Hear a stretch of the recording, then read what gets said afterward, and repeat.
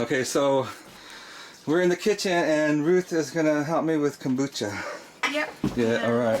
We got this one washing the dishes. Okay, so We're making kombucha. How this started was I got a kombucha SCOBY from a farm in Alabama and I'm passing it on to Bear. Yeah.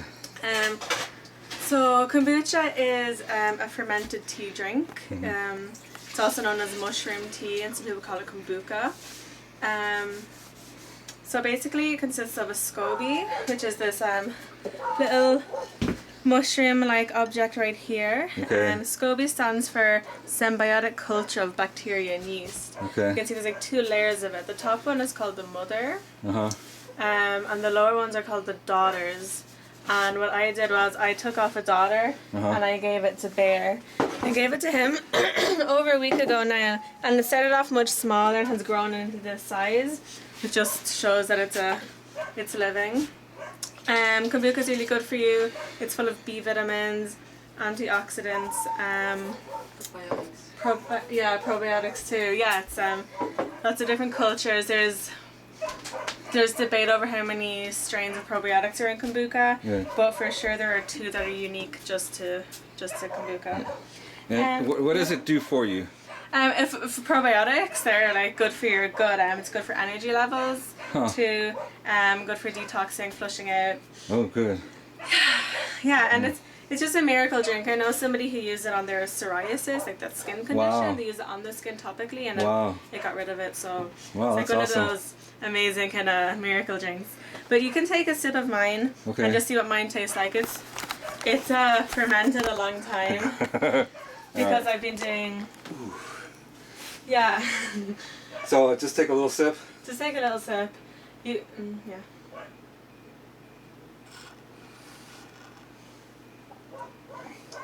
My one's really strong. Wow.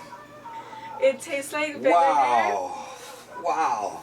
This has been brewing for a long, long time though. And That was strong. I do a continuous brew, so I need it really strong. Yeah. Because I travel with mine, so I keep it usually filled up to here. And then I sip off it and fill it up every day, so I need it to be strong so that I can drink from it every day. Whereas this one, you'll do it once a week, and you can have it as like light as you want or as strong as you want. Okay.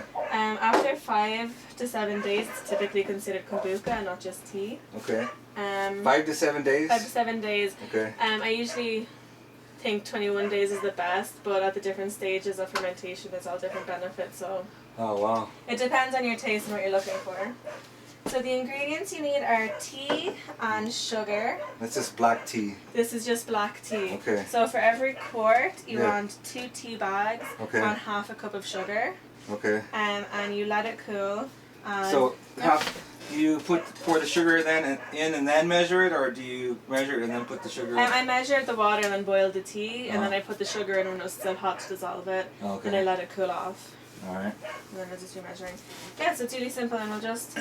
So, half a cup of sugar for one of these. Mm-hmm. Okay. And the kombucha will eat that sugar. Okay. So if you have like sugar issues or you're trying to get off sugar, yeah, I'm gonna do this. You can wait like 3 weeks, and the sugar will be even less, like 3-4 weeks. We'll be able to tell yourself. Oh. So at the start of so for the first brew, I'd leave it like 10 to 21 days. Before you start harvesting it. Okay. But what you'll do is just pour out the tea, pour out the kombucha to about this level. So you need about half a cup to 2 cups of kombucha left for it to work. Oh, okay. And this is from my one, so it's so I could drink strong. I could drink that much, and then put that black tea and it'll still work. Yeah. Okay. I would drain it all at one, go down to there, and then leave it to brew. Really simple. So will you pour both of these in here? I'll pour both of these in here. It's good to have a bottle that has like a top down here, and you can pour it from the bottom because it's actually better not to disturb the SCOBY, just to let it sit. Yeah.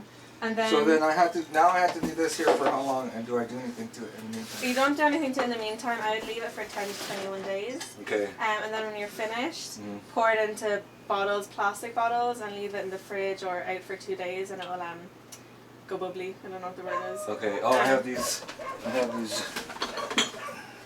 If you put it in glass, Yeah, it's it'll gonna break? expand, so it could break it. Wow. So yeah, it's good to have if you got the coffee filter to put it on top just to keep bugs out. Okay. It's good. One of these in the meantime. Yeah, some things about it are don't let it touch metal because the Don't what? scope let it touch metal. Oh, let it touch metal. Okay. They don't like they don't like There's a touching bear metal. outside. You think there is? It needs air circulation, good temperatures between like 17 80 degrees, but it's okay. Yeah, better not to move it around too much. Okay. I'm just gonna set it right here. Yeah. Anything else I can think of? Well, thanks. Do you have any questions? I can't think of any right now. Okay, well I'll leave you with some notes. Okay. Let's get a look. Oh yeah, that'll be good. Thank you. There's that bear. Yeah, I'm using a different type of tea for mine, so. Oh. Yeah, All that was set? awesome. All done. Right.